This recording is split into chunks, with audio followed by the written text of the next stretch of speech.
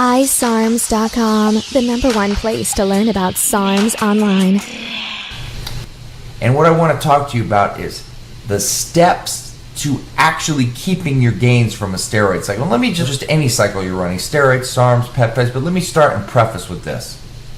Okay, what you keep ultimately comes down to two things. One is the compound. So if you're running D-ball, for example, if you're running a wet compound, D-ball being a prime example, the likelihood of keeping everything is much lower because a lot of it is unwanted water weight, etc. Now, if you're running a DHT or something that doesn't convert to estrogen, that doesn't have any sort of gain like that, the determining factors are going to lie within you.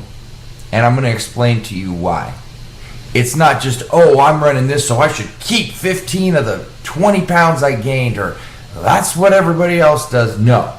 That's what the people that know what they're doing keep, and that do it right and follow the steps and procedures. That's why they keep it. Not because of the compound. The person does the work. The compound just adds to it, depending upon what it is. So for instance, let's just start with this. Okay, first, a key step to maintaining gains is protecting yourself throughout the cycle. Keeping side effects to a minimum. Okay, so for instance, if you're running an oral, a methylated, toxic oral steroid, let me say that again for some of you that don't grasp. Methylated, toxic, oral steroid. Now, what does that mean? That means that is going to shred your liver, not just your liver, your kidneys, your blood pressure, your lipid profile, your cholesterol levels, all the systems of the body. Yeah, all of that stuff. When all of you think that, oh, I'm just going to take some milk thistle, that's going to do the trick. That is not going to do jack shit for anybody except protect your liver and leave all these other things wide and awry. Now, why would you do that? When I think of blood pressure, I kind of freak because we're talking about the heart. How could anything, even the liver, the kidneys, all of that, be more important than your heart? I guess in my world, there is nothing more important than your heart and your brain. And being the heart's the biggest muscle in your body, you damn well better protect it, because that's what keeps you going. You protect all of these avenues and areas that I described. Then that brings us on to estrogen. I don't care what you're running. I don't care if the chance of conversion to estrogen is -0, below. I don't care. You always have an aromatase inhibitor on hand because you just don't know. You don't know if something's going to cause rebound. You don't know if there's just something within your personal body that could cause an issue. You don't know. Don't think that just because something doesn't convert to estrogen, it's not possible in some sort of way to give you an estrogen buildup. I don't have an answer for why. That is person to person dependent. No one has an answer for that because it can't be predicted. Is it very rare? Absolutely. Is it common to have an issue with something that doesn't convert to estrogen? No, it's not common. But I've seen it, and I've seen it on several occasions. Now, obviously, the greater percentile does not, but I don't care. You're always prepared. If you're running tests, you damn well better be running Aromacin or Arimidex because it converts to estrogen. If you're running something that converts and you're not using an aromatase inhibitor, I don't know. Don't plan on keeping too much of anything and plan on having some issues. Another thing to protect is prolactin if you're running an androlone. Everybody that runs tren, generally, not everybody, but generally, either wants to try it or use it. That is a nandrolone. DECA, NPP, nandrolones. You must protect from prolactin. So managing your side effects throughout your cycle. Having a super consistent diet, disciplined, start to finish, all the way throughout. And then when you're done, you want to keep things, you want to maintain. Getting somewhere is the easy part. Maintaining is what makes you a man. Maintaining is what gets you to where you need to be. Or a woman, that puts you over the hump.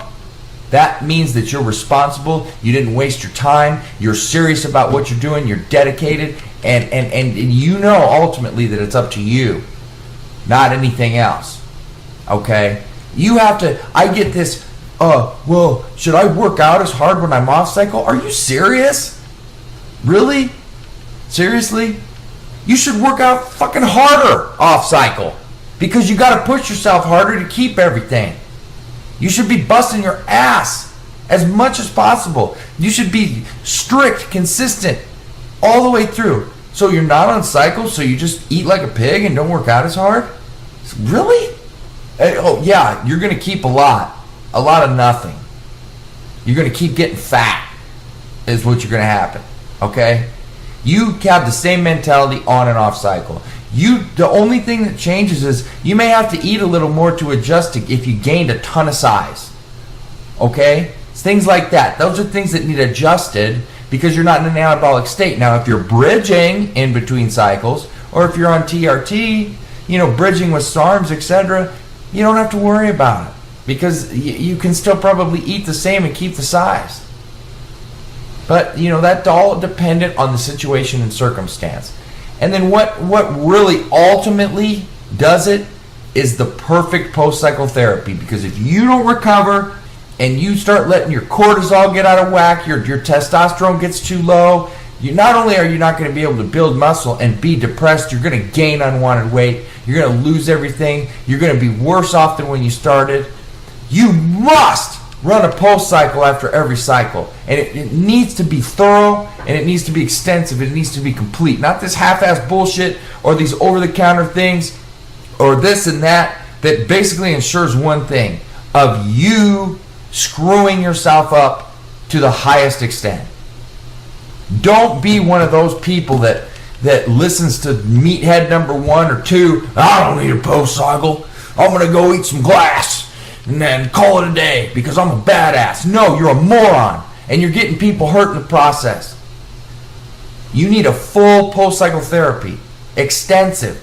You need to make sure that recovery is your number one, thing in your head. Nothing is more important than a post-cycle therapy in any cycle, and nothing is more important than recovery, and nothing is more important to keeping your gains in a full recovery at a rapid rate.